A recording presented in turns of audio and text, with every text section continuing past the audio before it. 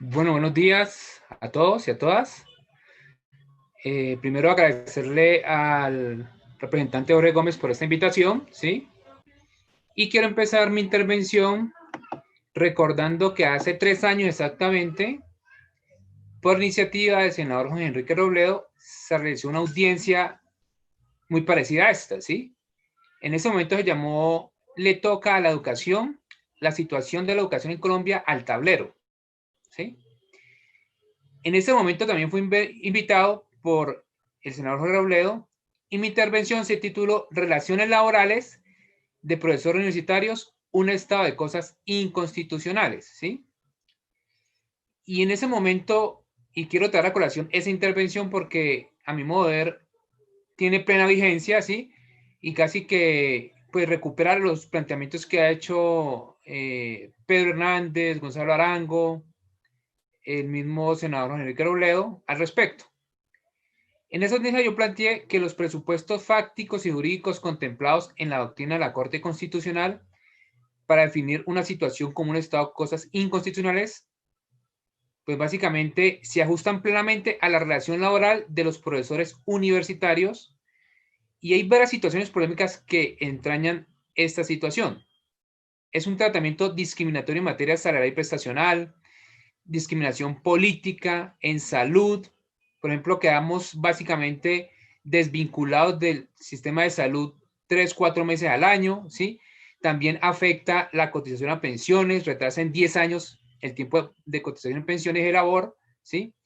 Se vulnera el trabajo en condiciones dignas y justas, el debido proceso administrativo y los principios mínimos fundamentales de toda relación laboral. Entonces, ese es un problema bastante álgido y crítico a nivel nacional.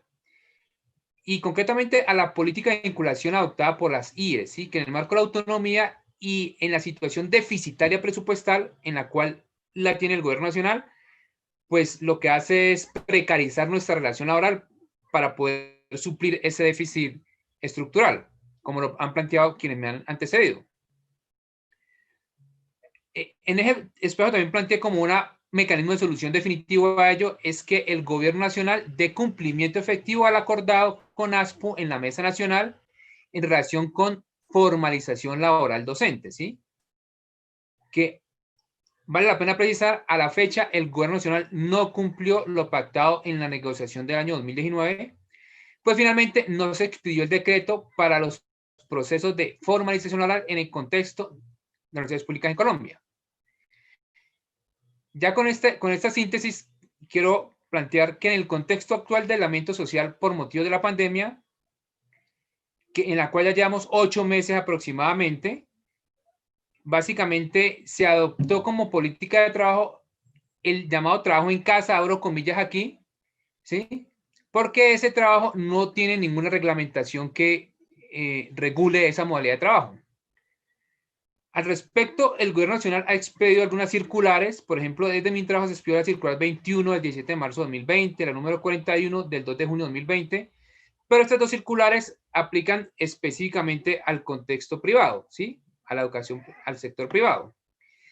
Desde el Ministerio de Educación se expidió la directiva ministerial número 4 del 22 de marzo de 2020 y el decreto presidencial número 491 del 28 de marzo de 2020.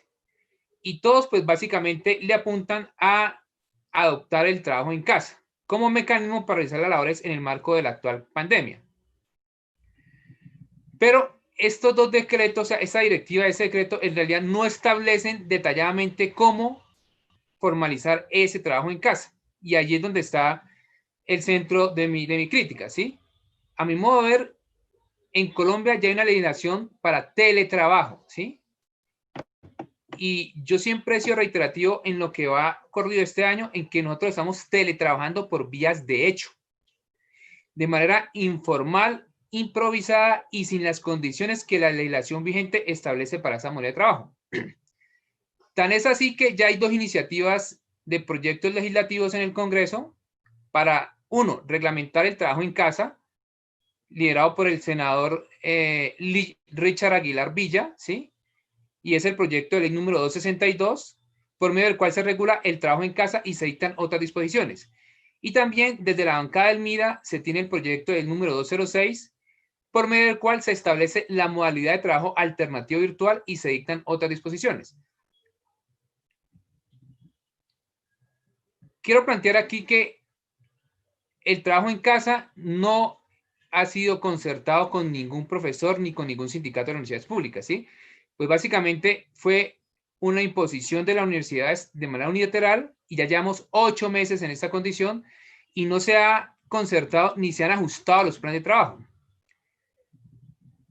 Y el teletrabajo en el artículo 2 de la ley 1221/2008 establece que es una forma de organización laboral que consiste en el desempeño de actividades remuneradas o prestación de servicios a terceros utilizando como soporte las tecnologías de la información y la comunicación para el contacto entre el trabajador y la empresa sin requerirse la presencia física del trabajador en su sitio específico de trabajo.